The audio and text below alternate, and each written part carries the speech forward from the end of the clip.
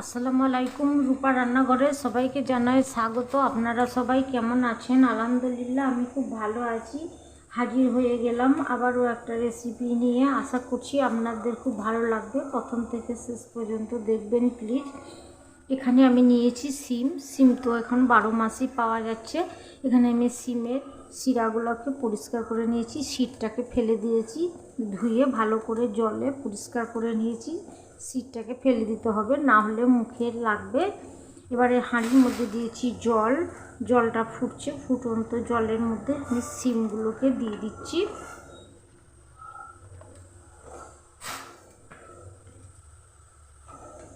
সিমগুলো আমি গরম জলের মধ্যে দিয়ে একটু ভাপিয়ে নেব। এবার সিমটা আমি সেদ্ধ করে নিয়েছি। সিম আমি 75% পর্যন্ত কুক করেছি, এর বেশি কুক করব না। এর থেকে বেশি কুক করলে খেতে ভালো লাগবে না, রান্নার সময় অনেকটাই সেদ্ধ হয়ে যাবে। এবার আমার সিম ঠান্ডা হয়ে গেছে, আমি জল ঝরিয়ে নিয়েছি। এখানে আমি নিয়েছি একটা গ্রাইন্ডারের বাটির মধ্যে দিয়ে আমি পেস্ট করে নেব। সবগুলো আমি পেস্ট করে নিয়েছি, আমার পেস্ট করা হয়ে গেছে।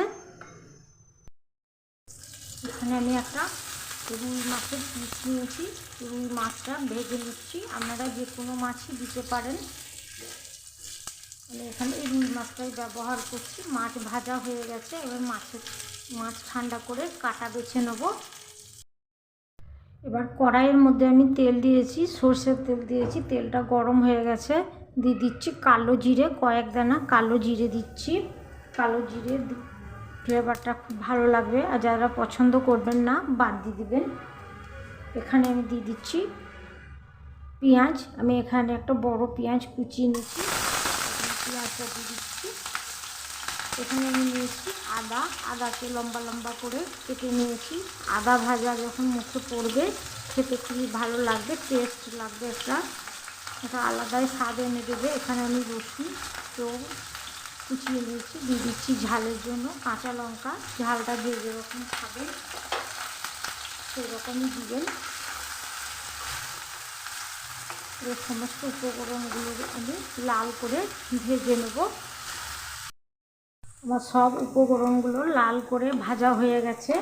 এখানে আমি সবশেষে দিয়ে দিচ্ছি একটা শুকনো লঙ্কাটাও তেলে দিয়ে ভেজে নেব।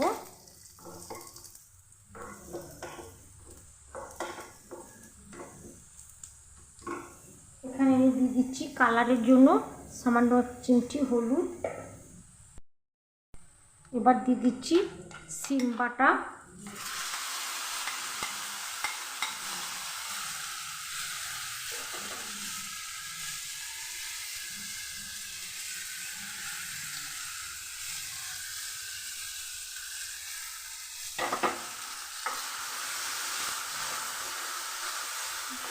মশলার সঙ্গে ভেজে নিচ্ছি। দিয়ে দিচ্ছি স্বাদ মতো লবণ, আর দিয়ে দিচ্ছি স্বাদ মতো একটু চিনি দিচ্ছি, একটু মিষ্টি মিষ্টি ভাবও হবে। ব্যালেন্সটা স্বাদটা আরও একটু বাড়িয়ে দেবে চিনিটা দিলে। আর যারা চিনিটা পছন্দ করবেন না চিনিটা বাদ দিয়ে দেবেন।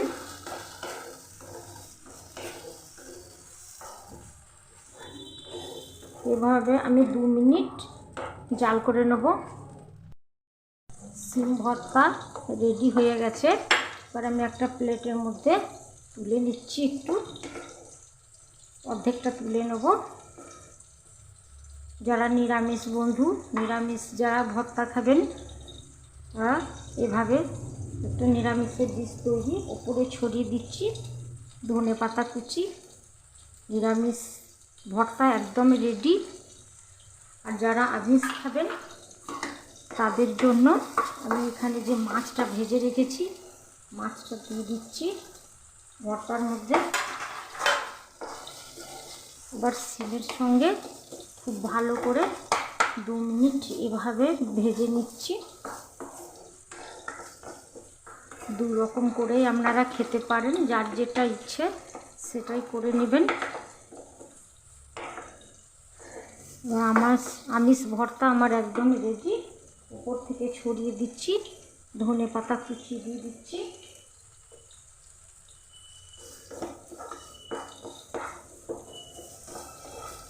এটাও আমি এবার প্লেটের মধ্যে তুলে নেব।